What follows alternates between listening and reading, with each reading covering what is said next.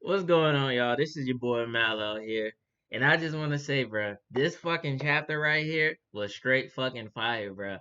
Like, you can already tell. Like, I'm already hyped getting into this review. That's how fucking fire this chapter was. So, I'm not gonna waste any time. Let's get right into it.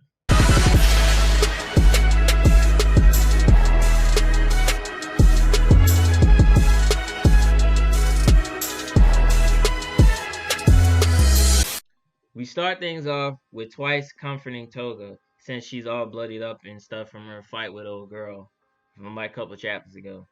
His clones are arguing over who should measure her, but the real version shuts that shit down real quick and tells them we'll do it together. We find out more about Twice's quirk. When he measures your body, the clone will take that form.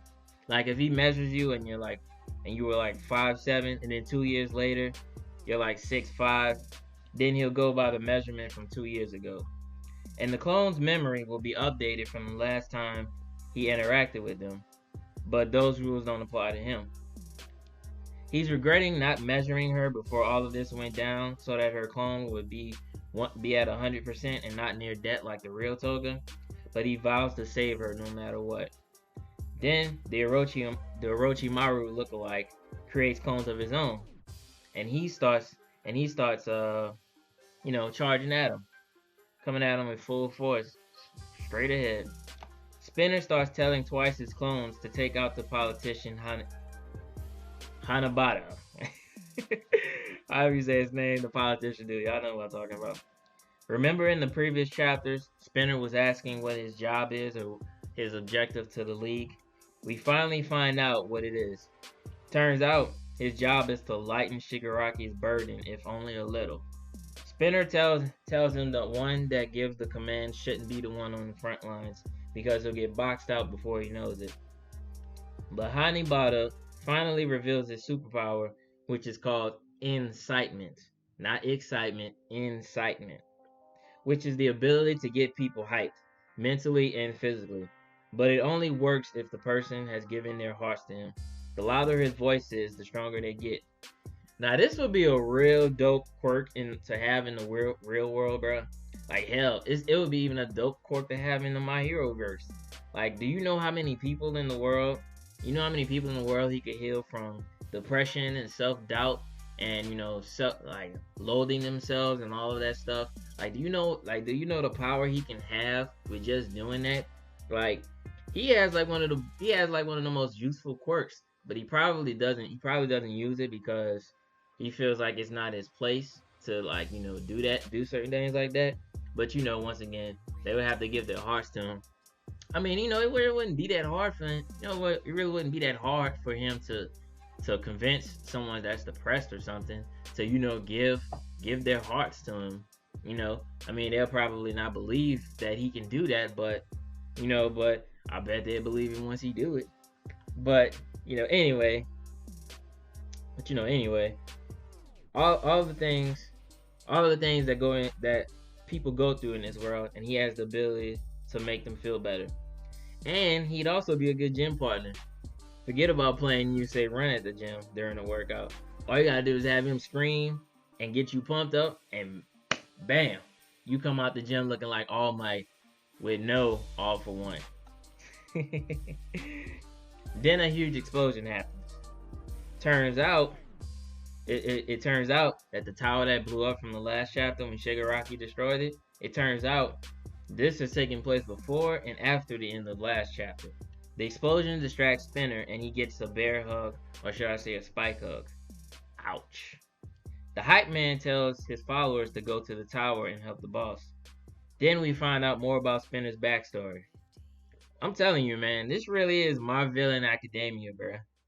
Horikoshi really giving us both stories from the villains and the hero side, and I love it. I love every aspect of it, and they should. I'm not saying a lot of other anime should do that, but still, he's doing a really great job doing it because we first start off with just the heroes, and then towards when the manga, we dealing with the villains, we getting the villain side and stuff, and anyway, Spinner admits that he's not a leader but a follower.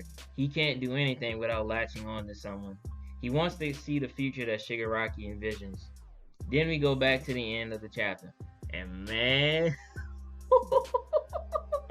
man, bruh, this right here was the highlight of the chapter for me.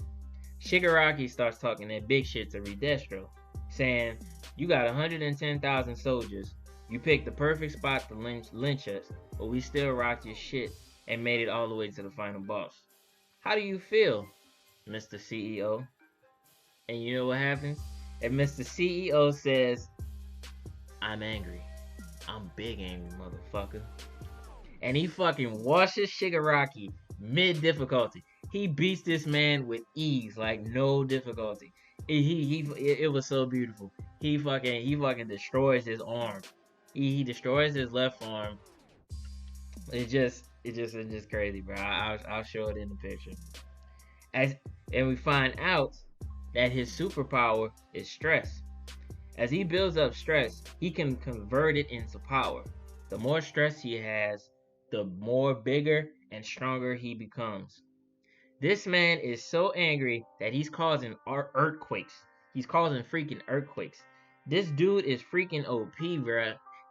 Man, and that's the end of the chapter, bruh. Man, I wish we had more, bruh, because that shit was crazy. That was like stupid hype, bruh. Man, I can't even imagine how this arc will end and how Shigaraki and the League will overcome this threat. Someone said Redestro has the charisma of Joker, the business mind of Lex Luthor, and the powers of the Hulk.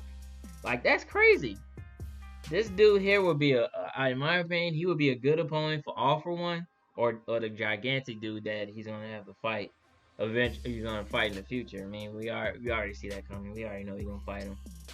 And after next week's chapter, they go on hiatus, which sucks. But hey, this man been dropping heat after heat after heat on a weekly basis. So, I can't complain.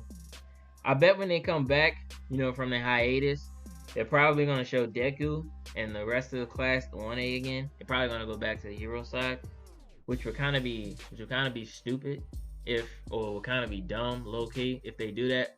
If it doesn't show if they don't follow up to what they're doing with the My Villain Academia. That is if they do that. Either that or they gonna show them at the end of next week's chapter. Since they're gonna go on hiatus. It's probably not gonna be a long hiatus. It's probably gonna be like a week or two. But anyway, let me know what y'all think about the chapter in the comments.